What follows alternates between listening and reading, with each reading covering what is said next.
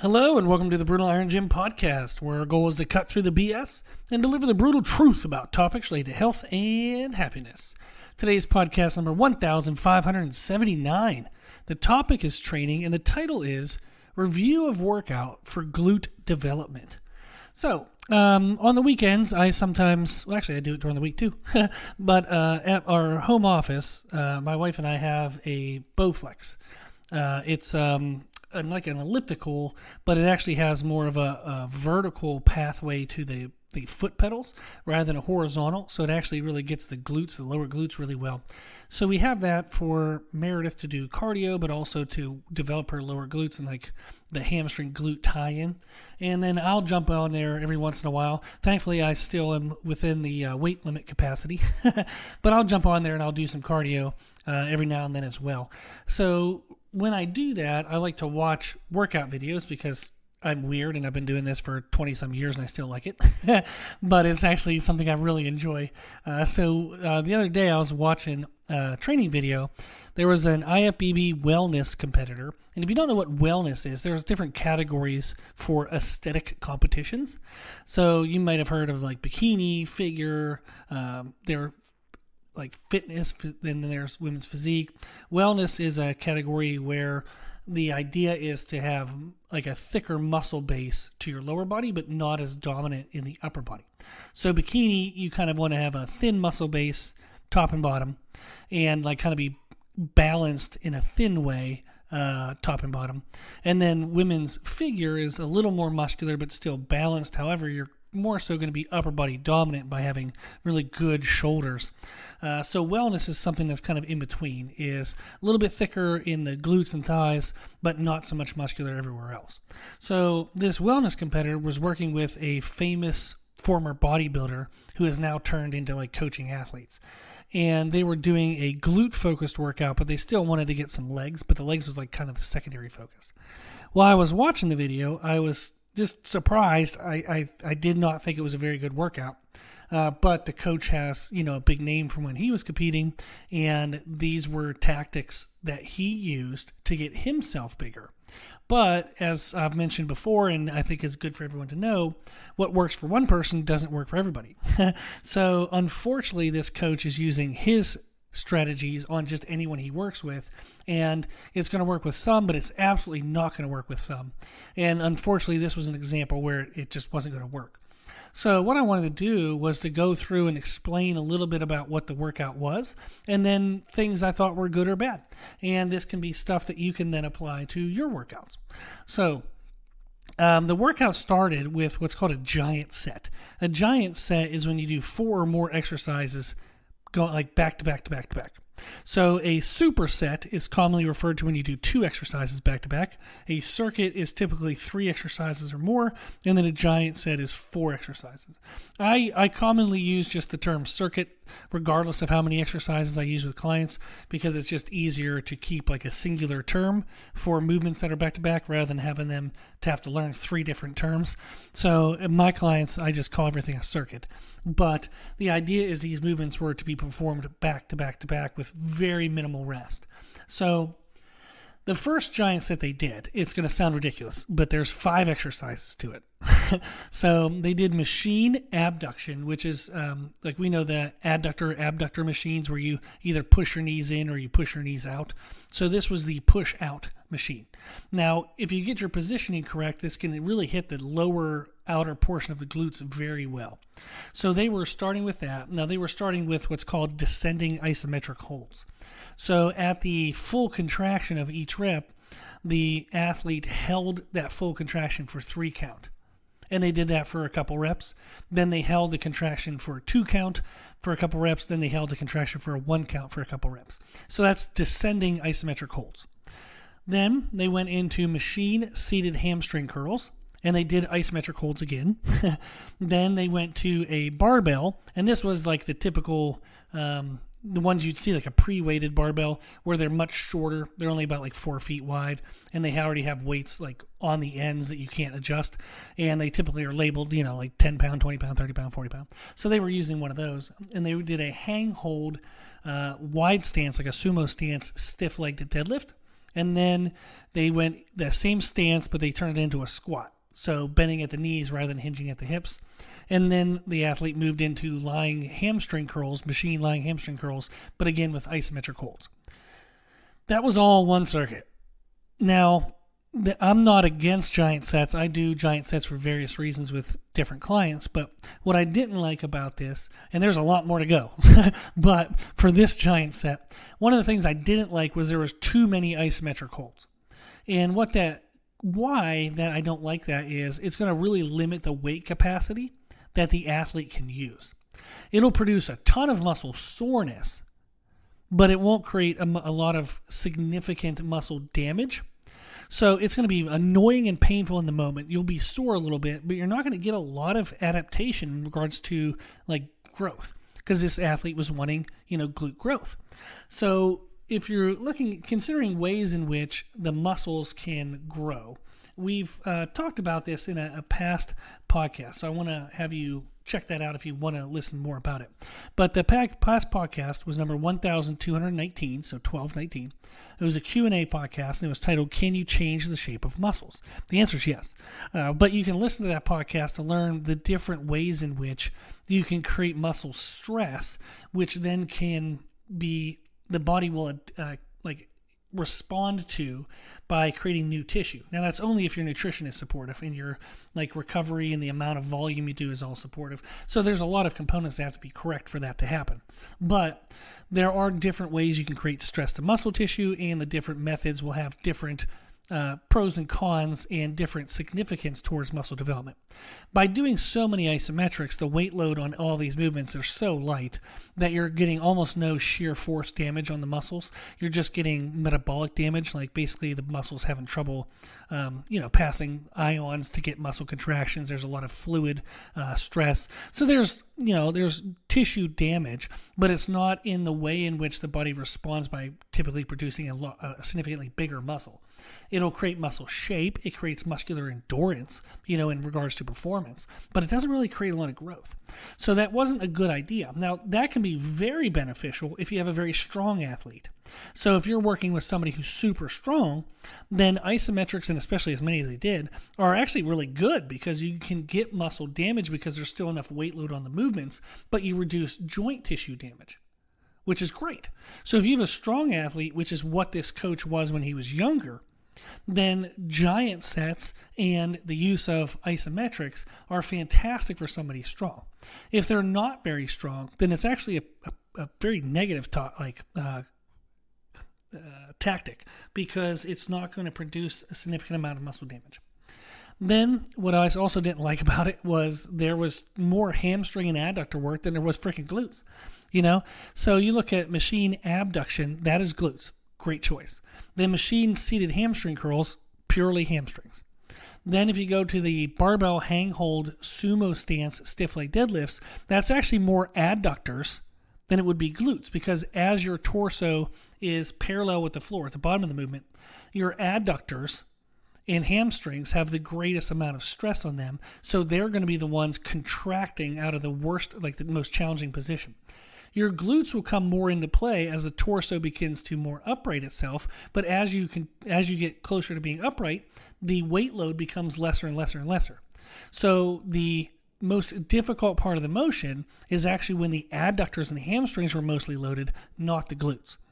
Then they went into barbell hang hold sumo squat, same exact problem.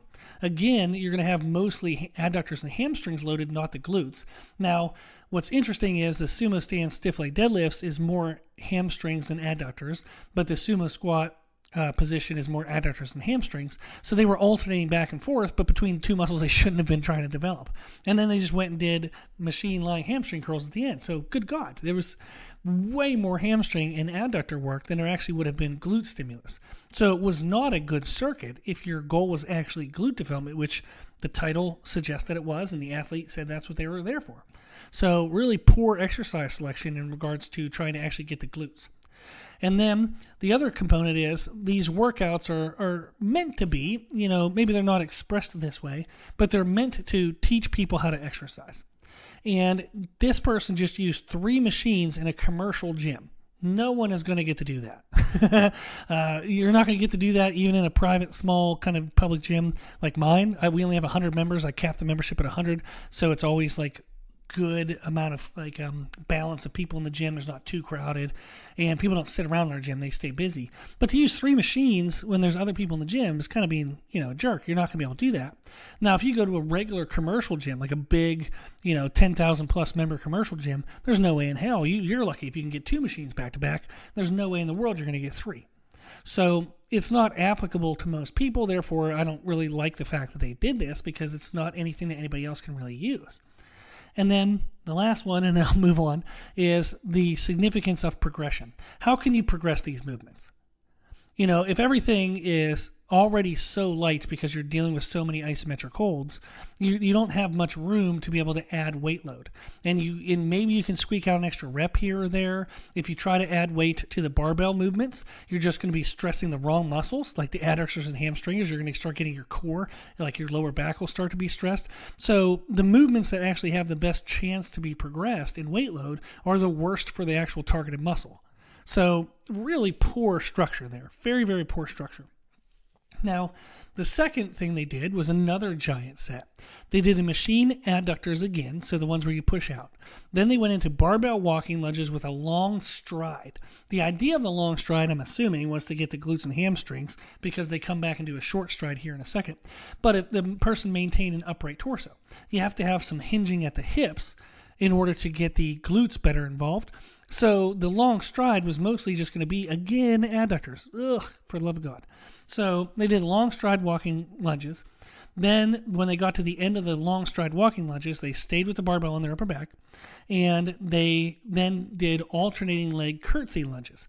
Curtsy lunges, if you don't know what that is, you can pause the podcast, search that on YouTube. But curtsy lunges, you kind of, instead of stepping straight back, like doing a reverse lunge where you step straight back, the leg that goes back actually angles further behind the forward leg. So you're almost crisscrossing your feet, but not quite. And the idea of that is it gets a better stretch within the glute muscles. So the idea of a curtsy lunge is you get a little better glute involvement by having a greater stretch load in the bottom position. And that's true. That's pretty good. Then they did barbell walking lunges, but with a short stride, which would focus on the quadriceps. Then machine seated hamstring curls, then machine lying hamstring curls. So again, way too many other muscles than what the person actually wanted are involved here. And again, the only ones, they did isometrics on all the machines again, so there's no way to really add a ton of weight load on that. You're going to maybe squeak out an extra rep here or there in progressions. And then the ones you can add weight on, again, they over-involve the core, and it's going to then you run into a lot of lower back issues. So this is already an insane amount of volume. You're talking about 10 exercises, actually, no, 11 exercises already. And that isn't even like the start of it. They go on and do machine glute kickbacks, barbell hip thrusters, machine hip thrusters, standing leg press with wide stance, toes flared out, which again is just adductor dominant, pendulum squat, a machine hack squat, a vertical leg press, a belt squat with a wide stance, toes out, again adductors, what's called Superman squats on a V squat machine. There's different names for those machines. And then they finish with leg press. For the love of God, that was a horrible example. Horrible example of how people should train. Horrible. Now, there are many reasons why. Like all the ones I mentioned so far.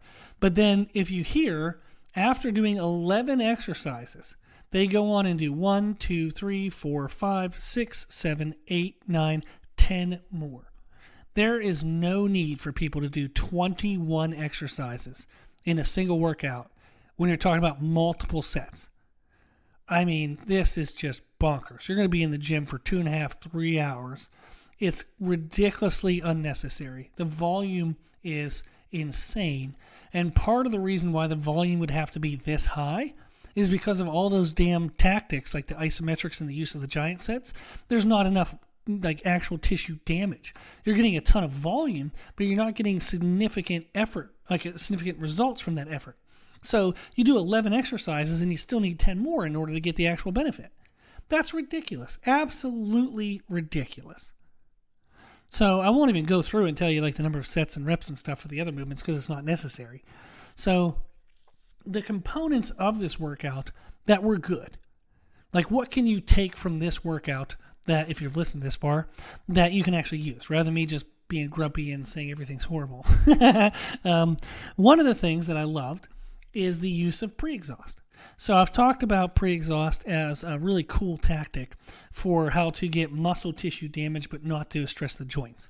So we have a really old podcast 254. It was way back in 2019, so back then. But podcast 254 was a training podcast titled Pre-Exhaust for Big Gains Without Big Pains. You can listen to that one. You can find all of our podcasts on our website, www.brilliantrgym.com.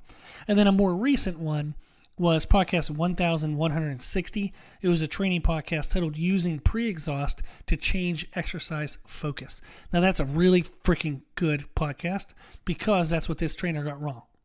So if you're using pre-exhaust, you want to pre-exhaust what you want to grow, not what you don't. So the trainer should have pre-exhausted the glutes before doing all the adductor and hamstring and other things. So they actually did pre-exhaust in the complete opposite way, which was horrible, and it's going to create the improper shape development for this athlete. So they should have done the machine glute kickbacks because they're isolative. Like typically pre-exhaust, if you want to learn more about it, is you want to do something that's isolative to the muscle you want to target, and then you go do a more compound-based movement, like something where other muscles are involved, but that targeted muscle is already so fatigued that it's the limiter in the bigger movement. So they should have done the machine glute kickbacks and then one of the hip thrusters, whether barbell or machine hip thruster, but they should have done one of the hip thrusters. And then maybe you could go through like some of the giant set movements where everything's a little blended. But to be honest, you don't even need the freaking giant sets. They were like kind of a waste because they were so light and just volume based. So it was more so cardio than it would have been actually anything for muscles. So the rest of the workout, they did a glute isolation, a glute isolation, a glute isolation. Then they did a compound, a compound, a compound, a compound, a compound, a compound, a compound. Ridiculous, too many. But it was good that there were glute isolations before the compounds. So pre-exhaust is a great technique, absolutely great technique for targeting growth in a specific muscle when you want to balance it better to other muscles. So if this athlete wanted to grow their glutes to better compare to their thighs, which they said they did, then using pre-exhaust was a great idea, but it was misused. It was used the complete opposite way that it should have been. And then adding intensifiers, which I refer to as intensity techniques. We've done a lot of podcasts on intensity techniques, but adding intensifiers such as the isometrics, they're good, but not that many freaking times and that much like sets. Like you want the intensifiers to be something that pushes muscle damage, not that you're doing it so dang much that you can't lift anything significant of weight and you're more so just annoying the muscles than actually damaging them. And that was the problem here, is adding intensifiers, intensity techniques is great. But you have to be careful with when you use them and make sure that you don't do them too often, because then you're losing the benefit because it's going to become weight limiting, which then limits the muscle tissue damage that you're wanting to create to get growth. So we have a couple of podcasts. We have a lot of podcasts actually about intensity techniques. I didn't realize I had that many until I just searched for it. What's some good ones we can look at? So we have a couple that we can work into. So we have podcast 799. It's a Q&A podcast titled Managing Workout Intensity Within a Complete Program. So that would be really cool to know, okay, if I want to blend in intensity techniques, how can I put them into my program where I do enough but I don't overdo it? So that would be a really good podcast to listen to for that.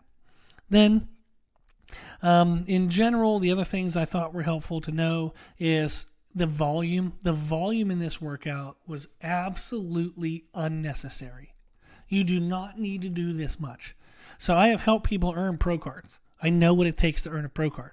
You do not need to do that much to earn a pro card. So if you look at somebody who's an IFBB pro and this is the way they're training and you're like, oh my God, I have to do this, and I have to spend this much time in the gym, 3 hours a day, I have to do 21 exercises. No, absolutely not. This was a horrible example of what somebody should actually do to become a pro. We have podcast 1437. Which is a training podcast titled Programming for Greatest Muscle Growth. And that'll tell you how many working sets you should do per week per muscle. and it's not 21 exercises.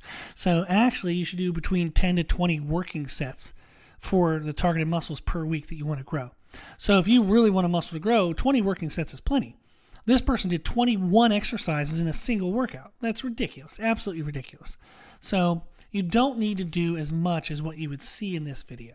And that's one of the things, again, where I really don't like that when people produce content that they don't recognize sometimes that people are going to see this content and they're going to think that they have to do this. So it would be nice if they were to explain that maybe they're only visiting rarely, so they're going through a lot of movements to work on technique, which they weren't. So I'm just making up stuff. But they should have said that this wasn't the right amount. Now the problem is they don't know that. They think this is the right amount and it's unnecessary. So this woman's going to have to take a lot of, eat an enormous amount of food. More so than what probably most people would be comfortable with to try to. So she has to out-eat her activity in order to get growth. Imagine how much you now have to eat from doing 21 exercises in a single workout. She's going to have to eat ridiculous amounts. She's going to have to eat 1.25 times her body weight in protein, at least, minimal. And she's probably going to have to eat like 17, 18 times per body weight for total calories. It's insane to have to do that. And then doing that with foods that keep your sugars, say, under 60 grams a day. You're going to talk about a crap ton of healthy food, and it's just going to be almost impossible to eat that much and have to eat that on a regular basis. And then you have the digestive issues that probably come from that. So you have to take a lot of digestive aids. So there's a lot of complications that come from, like nutritionally, from training with such a structure. So I thought it would be fun. Hopefully this was interesting to hear that, like, what some people do, what's good and bad about it, but also to hear that people who are professionals in this stuff, they still don't know what they're doing sometimes. Like I've learned lessons along the way. I remember when, fasting cardio was all the craze. And so I started doing it, and I had some clients, I told them, I said, hey, this is kind of new. Do you want to try it or not? And some of them said yes. So we all tried it, but then all of a sudden, you hear people say, well, fasting cardio is great, but you should take in at least 10, grams of, whey isolate before you do the fasting cardio. So that way it preserves muscle tissue. Then you start to see studies where people say, well, you should actually consume X amount of carbohydrates with that protein because it better balances, like utilization, cortisol, all this other stuff. And then all of a sudden you started finding out more research that said, fasting cardio is not any better than cardio where you eat a controlled amount of nutrition as you would with any other kind of dieting tactic. So you started with something thinking it was awesome, and then you find out, it's nothing. But I tried it because it was the new thing, and I want to be up to date with stuff. So I try and experiment with things. So everybody, has goods and bad times. Sometimes they'll get things right, sometimes they'll get them wrong. But one universal theme that I want you to take away is, if you're working with somebody and their programming is exactly how they did it, like they're like, well, this is what I did to become a pro, or this is what I did to get where I am, so you should do this. Horrible. That's a red flag, big red flag, because everybody's different. One of my favorite ways of explaining that is if somebody asks me for directions of how to get to New York City, and I just start giving them directions from where I live. What if they don't live where I live? What if I'm in a virtual consultation with a client and they're out in California and I'm in South Carolina, and I start giving instructions on how to get to New York City from South Carolina? It's useless for somebody from California, right? So you don't want the directions for how they got where you want to be. You want your directions. You want your way to get there, not their way to get there, right? So be careful when there's programming and it's somebody telling you, well, this is what I did, this is therefore what you should do. No. If you work with people and you're paying for like a personalized type of programming, like where you get one-on-one type attention, you should have a personalized programming. If you're paying for like a programming structure that's more like a bulk program, like that it's written the same for everybody, there should be methods for you to personalize and educate yourself on how to make modifications to that. So I didn't think about it until right now, because otherwise it's going to sound like I made a commercial. But we have our live monthly programming service where I actually do write programs that I send to anyone who signs up for the service. The program's the same for everybody. However, we have virtual Q&A that people can talk with me face-to-face, virtually, every week. And we have a written document where they can write in questions 24/7, and I answer the questions every week. So I would answer them. Like I just had a question, like a client asked me, hey, I work double shifts on Mondays and Tuesdays, and I work a regular 8-hour shift on Wednesday. How can I fit my training in, for the remaining days of the week? I went in and answered it. So, you should get some ability to personalize things because you're going to need to find your way to do it, not their way to do it. Okay? Okay. Well, hopefully that was helpful. Hopefully that was interesting. If you are interested in our live monthly programming, you can check that out on our website at www.brutalirongym.com. You can learn all about it. It's only $50 a month. You get tons of education, as much education as you want to ask the questions. So really cool stuff. A lot of good help there. But if you want to check that out, it's on our website. Okay, so hopefully this was helpful. If you do have any questions about today's podcast or any questions, you can always email me at brutalirongym@gmail.com and I'll make a podcast for you for free. I'll answer the questions for free. And then if you like our podcast, please share it. And when you share it, let people know that we do answer questions for free. So that way they know that that's part of this service as well. And then thank you to those who donate. You can do so on our website at www.brutalirongym.com. But thank you to those who donate to support the podcast because that's how we can afford to answer people's questions for free and just help the world be more educated and help people live their healthiest and happiest lives. So thank you to those who do donate. It does significantly help. Thank you very, very much. And then if you like the information we share in our podcast, you can find more from us on our social media channels. I post on Instagram every day. I'm posting more and more on YouTube, so you can find us and follow us under the name Brutal Iron Gym on those channels. And then, as always, I hope this was helpful, and thank you for listening.